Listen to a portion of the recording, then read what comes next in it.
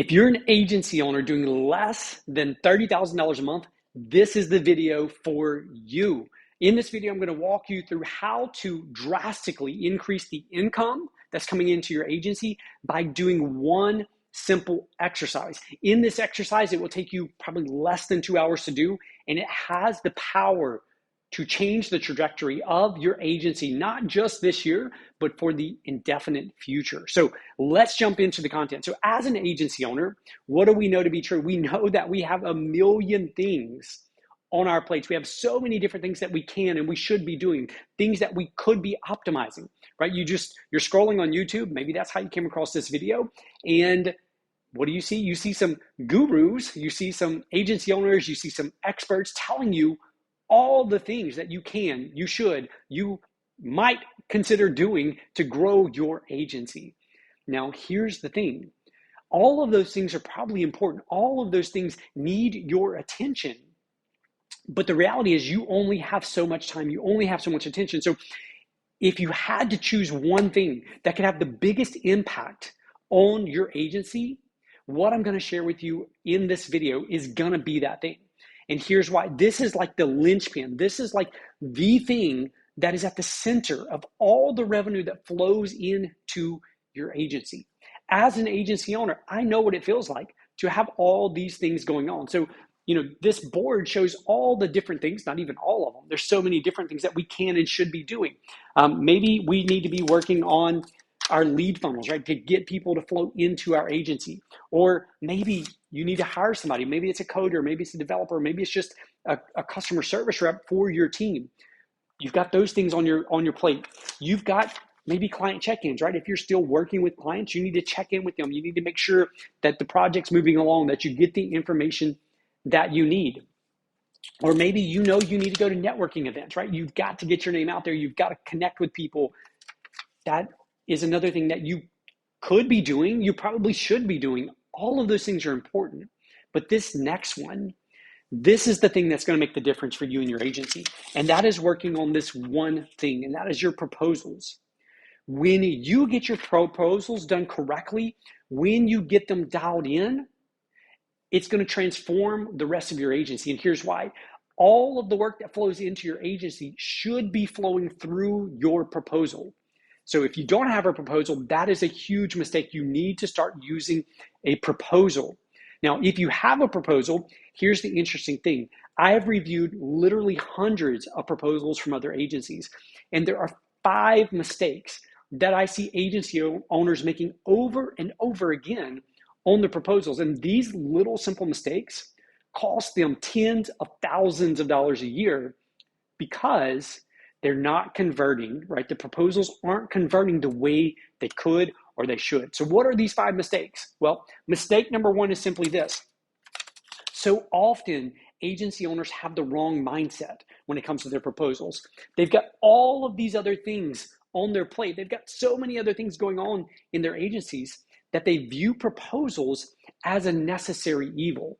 They view it as this thing they have to do. They don't have time to do. They really don't want to do it. They just want people to give them money, right? I get it. I know what that feels like. For me, I spent several years with that mindset, right? I was busy doing client work. I was busy going to meetings, trying to convince people to do business with us. I didn't want to stop and do proposals. I didn't want to take the time to ensure that our proposals were crafted in such a way that they would generate more revenue, close a higher percentage. So that's mistake number 1. You have to get your mindset right. You have to view your proposals as the most important marketing tool out of everything that you do. It is the most important marketing tool. When you shift your mindset to that, you will value the time, the energy, and effort that it takes to create proposals. And the great news is I can show you how to actually use a templated proposal so that it doesn't take a lot of work each time. But there's some core ingredients, and that leads to mistake number 2. The second mistake I see so many agency owners make is their proposal focuses on deliverables.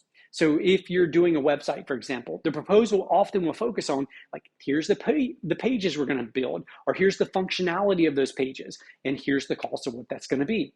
That is a mistake. Yes, you need the deliverables on there to ensure everyone's on the same page, but the focus of your proposal should be this.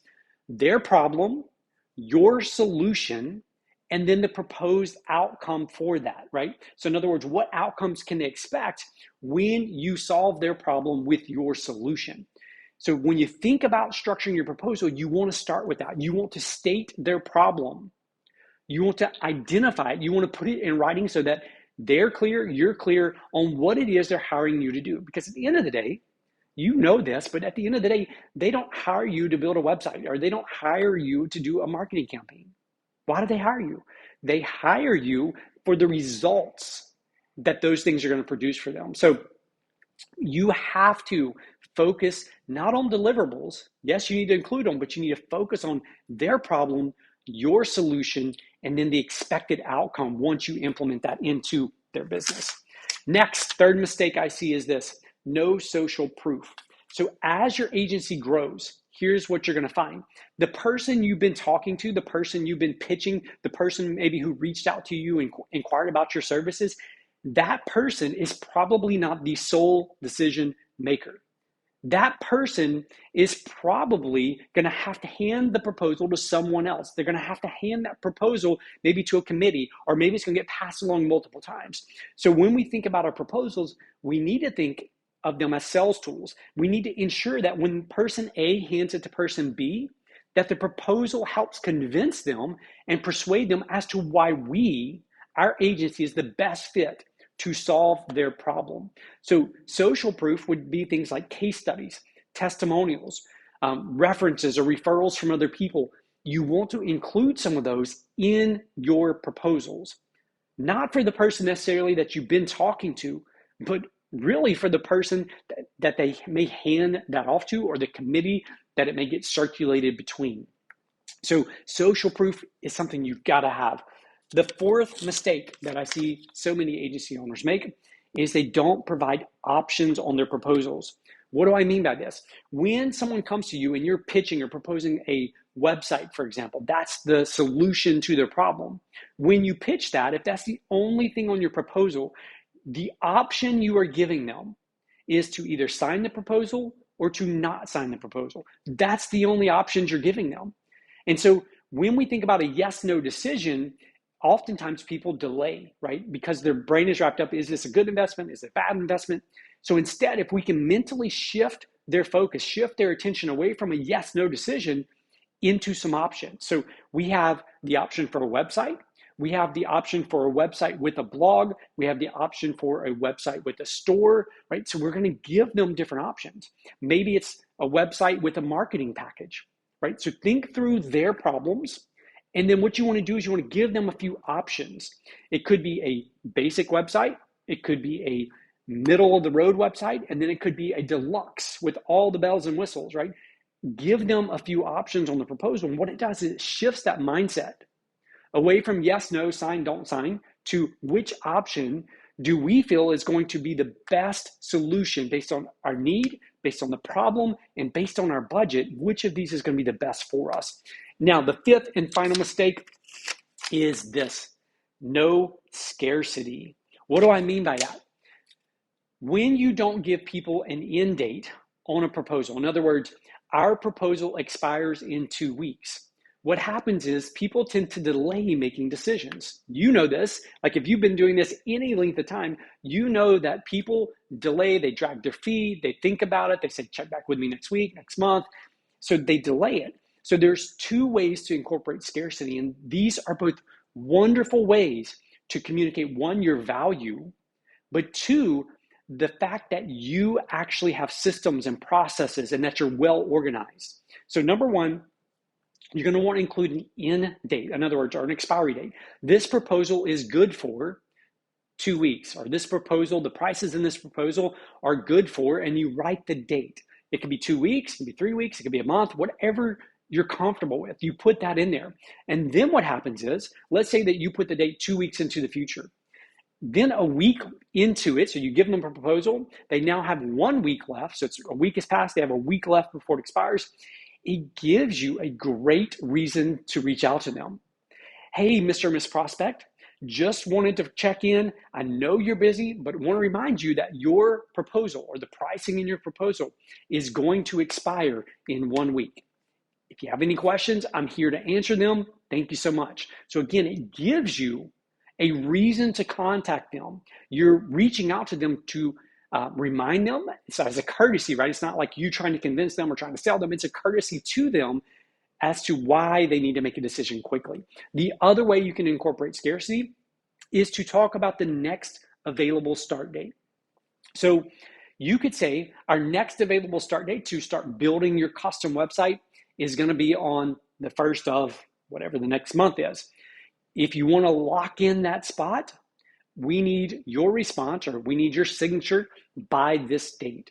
So what you're doing when you communicate it that way, you're letting them know very subtly that you are very organized, that you have systems and processes, that you onboard clients in a certain manner, in a certain way.